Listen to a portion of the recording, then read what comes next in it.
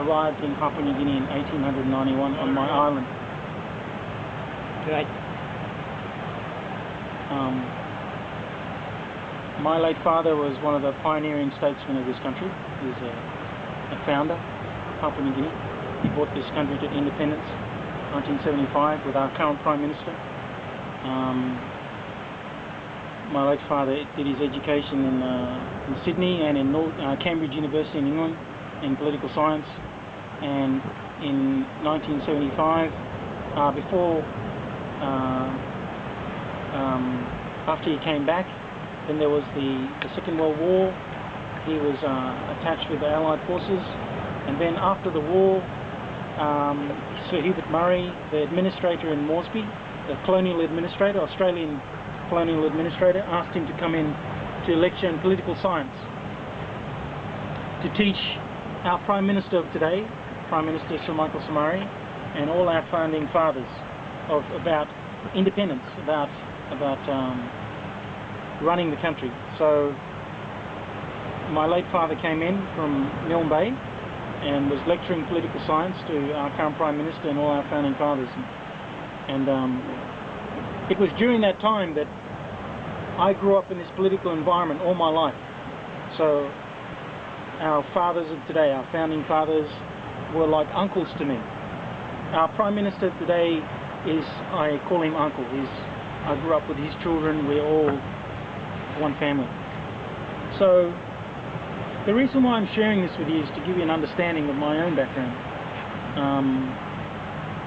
My late father helped the country to come to independence without any blood, and that was in 1975, and my late father was in the first House of Assembly in Parliament from 1968 to 72, and then he became the political advisor to the Prime Minister, and he died at the age of 91 years old, and he was still working for the Prime Minister. So when I was his age and younger, I grew up in the shadows of our leaders of this country since I was in my nappies, all the way till where I am today.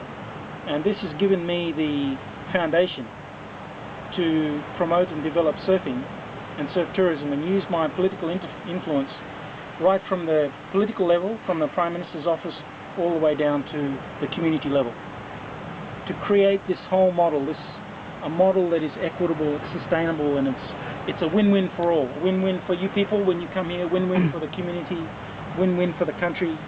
So no one is a loser. It's a very unique model that is now become the focus of 3 universities in America, at San Diego, Stanford and Columbia, and Griffith University in Brisbane. And they've incorporated this whole model, what I call the reverse spiral model, into their curriculum of sustainable tourism. So that's a bit of background on after I broke my leg, I went to school in Australia. I took up surfing when I was 17. I learned how to surf, and while I was at school, I was the only dark-skinned boy in the school of 1,000 Australian kids, and I had big afro hair, and I had many, many friends. It was very good. When I first went there, I thought I was going to have a problem with racial issues because of the colour of my skin, but I got along very well with all the girls and boys, and it was a really good time. I had a great time at school. Don't say anything. Okay. So after learning how to surf, when I graduated, I came back to Papua New Guinea with a whole new vision of my country, sitting in my country. And in 1987, we had whilst I was sitting at school in Australia looking back into Papua New Guinea, I could see Papua New Guinea from a different light, different angle. Yeah. Okay. At that time, we had a very big problem up in our Bougainville mine. The Bougainville copper mine represented 40% of our GDP. So you imagine, very big mine, and millions, hundreds of millions of kina coming into Papua New Guinea economy. But only a small portion of the pie or money goes to the local people. 1 kina,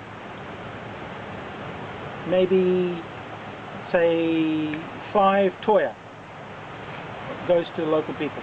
5 cents out of $1. So the local people are going, hey man, this is my home, my land, my resource. You're just coming and digging a big hole and taking everything. When everything is gone, what are we left with? So while I was at school, I was studying and listening to the problems associated with development of a young country. And I saw my people suffering socially, economically, in the sense that the true benefit of their resource was not reticulating or being passed down to the people. If this is going to be the case for the future, we have to think carefully about developing other resources. And it was at that time when, while I was studying the problems associated with this mine, that one of the rebel leaders, his name was Francis Ona, he mobilized his people on Bougainville Island and kicked off with the gun. Told the government, go, all the developers, go, we don't want anybody. And they blew up all the power mines, big war. 15,000 people were killed. And everybody kicked off, get out. And 40% of our GDP for Papua New Guinea economy wiped off the map. So you imagine a big mine that contributes a lot of money to the local economy, and all of a sudden it's taken away. A big hole. How am I going to develop my passion for surfing to create a surf tourism industry that is unique to Papua New Guinea? Because in Papua New Guinea, 97% of our land is owned by the people. 97% of the land of Papua New Guinea is traditionally owned, like this land here. Only 3% is owned by government. You imagine, in the Bougainville mine, a big mine worth hundreds of millions of US dollars coming to the economy, all of a sudden no more. Because the local people mobilized the army, local army, with guns and kicked everybody off, killed 15,000 people, big war. PNG, Papua New Guinea Army fighting the rebels on Bougainville. So when I'm at school looking back in, I'm thinking, well, if one man can mobilize his people and stop a mine, what's stopping everyone else in Papua New Guinea stopping bird watching, diving, surfing, all the other tourism industries, because they're not getting the benefit of their resource? For me, I come from Milne Bay, where in my place the women own the land. The women, they own the land. Here, the men own the land. Very complex country for land ownership. So, if you look at Bougainville mine and you reduce that problem down in size to surfing or diving or trekking or bushwalking, the problem still exists. It's a problem across Papua New Guinea, irrespective of what industry. It only takes one man to mobilize his people, and they can kick everybody off here, all of us out. So, when I came back to Papua New Guinea from school, I thought, how can I develop surfing, the surfing industry? But before I came home, I went to Bali, I went to Tahiti, to Fiji, to Samoa, Tonga, New Caledonia, surfing around the Pacific, studying the different models. In these countries, the Asia Pacific region, I witnessed the indigenous people of Papua New Guinea, of these countries, living in poverty. It's their resource, that surf over there, but there's $1 million hotel, $1 million surf charter boat, but the indigenous people who own it, they sit and watch everything go by.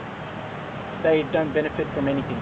Maybe they work in the bar or the hotel or whatever, but the true benefit coming from the resource development is not going to the people. In Papua New Guinea, when we have problems, we pick up bow and arrow or gun and kick everybody off. It's not good.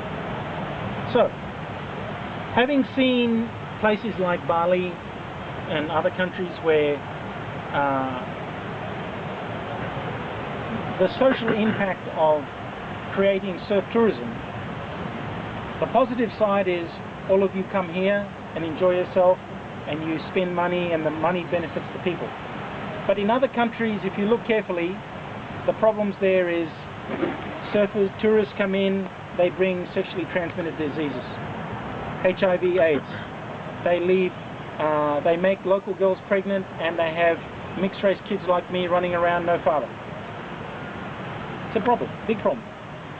So I thought, okay, for me as a Papua New Guinean and a member of a pioneering family, I need to create the foundations and a legacy for the next 100 years when I'm dead and gone. You understand? So I had to create something that is not duplicating other countries like Samoa or Tonga or Fiji or Mentawais or Maldives or Bali or any other country in the world. It has to be unique for Papua New Guinea based on our unique circumstances. So I come back to my country. I'm 19 years old. No tupira, no vanimo, no local people surfing.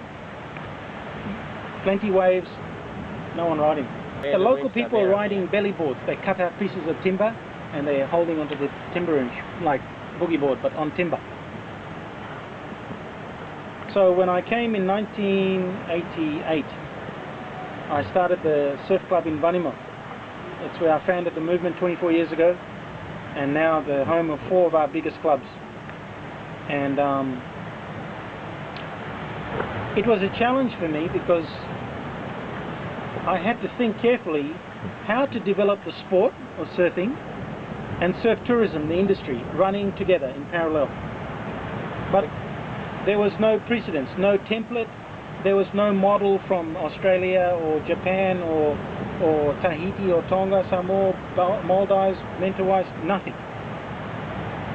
I had to create it myself. So this is how I created this whole reverse spiral model. And essentially the reverse spiral model, if I had a whiteboard I can draw it for you, how it works. But what it is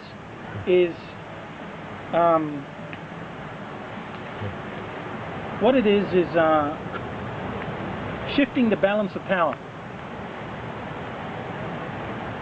Shifting the balance of power. At the moment, all the power is at the top. The business, big business, politicians, money. And all the power is up here. The little people here have got nothing.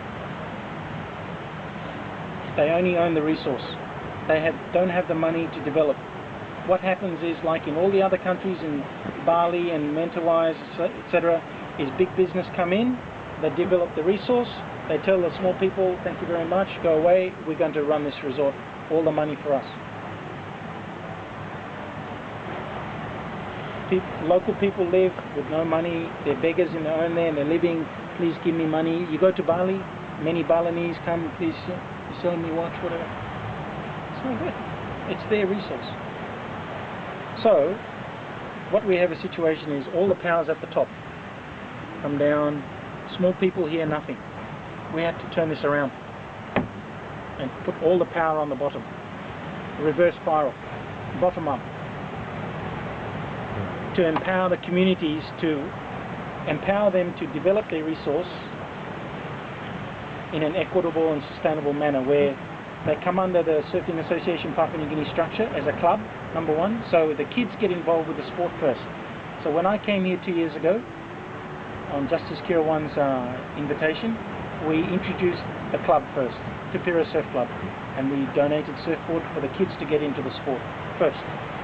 So the parents, the families are happy for children to surf. Okay. When they see their children are happy and a good lifestyle and no drinking, no drugs, nothing, okay, then in parallel we introduce surf tourism. We'll call this up now, to introduce tourists for you people to come. For me, I had to go from Vanimo to KVM to Wewak to Tupira, across the whole country, educating my people. The surf is a resource. Just like the timber and the coconuts and the palm oil and the gold and the copper and the oil. It's a resource. But no one thought about how to manage and develop this resource. Everyone just thought it was, the reef is for fishing, for playing, but no one knew how to develop it. No one in Australia or Japan or anywhere in the world found out the way to develop that resource so that benefits reticulate down to the local people.